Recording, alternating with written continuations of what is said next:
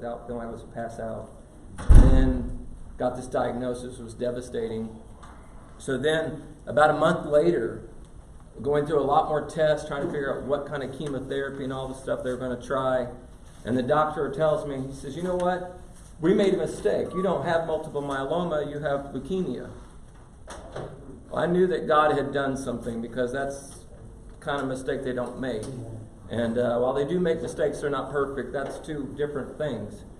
So I was really thankful, but he said, you're still going to have chemotherapy and all this kind of stuff. And so then told a few more people, and we started praying that God would do a work. And I believed that God was doing a work. So we went to Because of the Times this year, and I told my wife, every year something interferes and we don't get to go. And I literally told my wife, I don't care who dies, I'm still going. And so we went to Because of the Times.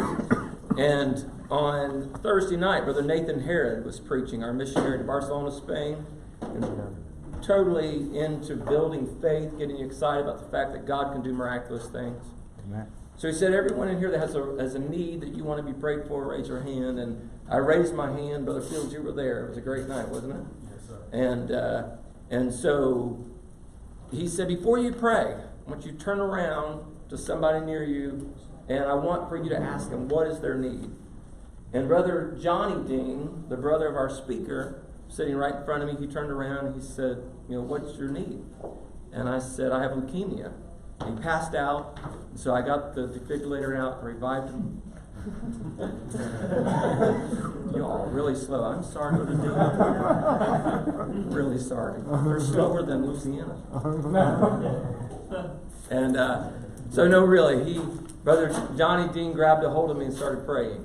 And all of us know we're guilty of praying that quick prayer, Jesus heal him, blah, blah, blah, and they run on to the next person. We pray for 37 people, but never really touch the throne for somebody, and we're all guilty of that. But Brother Johnny Dean said, I'm not leaving you till we get a breakthrough. And he prayed with me and prayed with me and prayed with me. And about 20 minutes later, we felt that breakthrough take place. Yeah. And I told my wife, I said, when we get back to the oncologist, we're going to get a good report. Yep. Well, that wasn't until this past Monday, just 5 days ago. Went to the oncologist, and I know you're not going to believe this, but the oncologist said, Darrin, you're normal.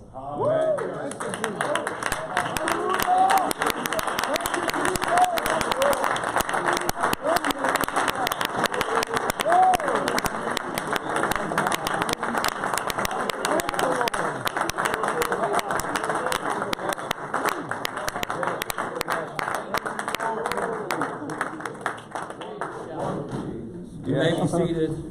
Praise God. I wanted to open with something to really kind of help build your faith in here that anything can happen. Yes, amen. We're brothers and sisters in the Lord, and so thankful that we can gather together. A couple things I want to tell you about this group for those of you. How many of this is your first time to Envision? A lot of you first time to Envision. We very purposefully keep it small.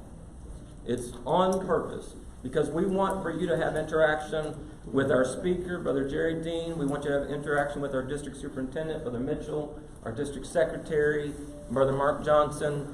Our board members are here. Brother Phil Jordan is here. We want you to have interaction. Our committee, those people along with Brother Hawkins, Brother Pedigo couldn't be here. Brother Jonathan Barley had a funeral, so he couldn't be here either. But we want you to have interaction. So it's on purpose that we keep it very small. It's limited to 50 registered people. And so including the committee and so forth, we have probably close to 60 people here on purpose. We want for you to interact, to mingle, to get to know each other. In fact, there's guys that have become friends just through this group. So during this process, how many of you got one of these? Yep. We always leave it to our speaker to do the Q&A the way he wants to because people don't like to be blindsided. And it's really hard tonight. And so we're going to have Brother Dean speak here in just a moment. Brother Mitchell's going to introduce him. We're going to take a break at 8:45, then we'll come back at 9, and then we'll go to 9:50. We always ask our speaker to handle the Q&A the way he wants to. And then tomorrow morning, for those of you staying here at the restaurant, we'll meet for breakfast. sometime between 7:30 and 8 o'clock in the morning.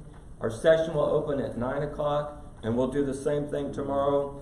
Brother Dean will speak, we'll have some Q&A, we'll have a break, and then Brother Dean will speak in Q&A.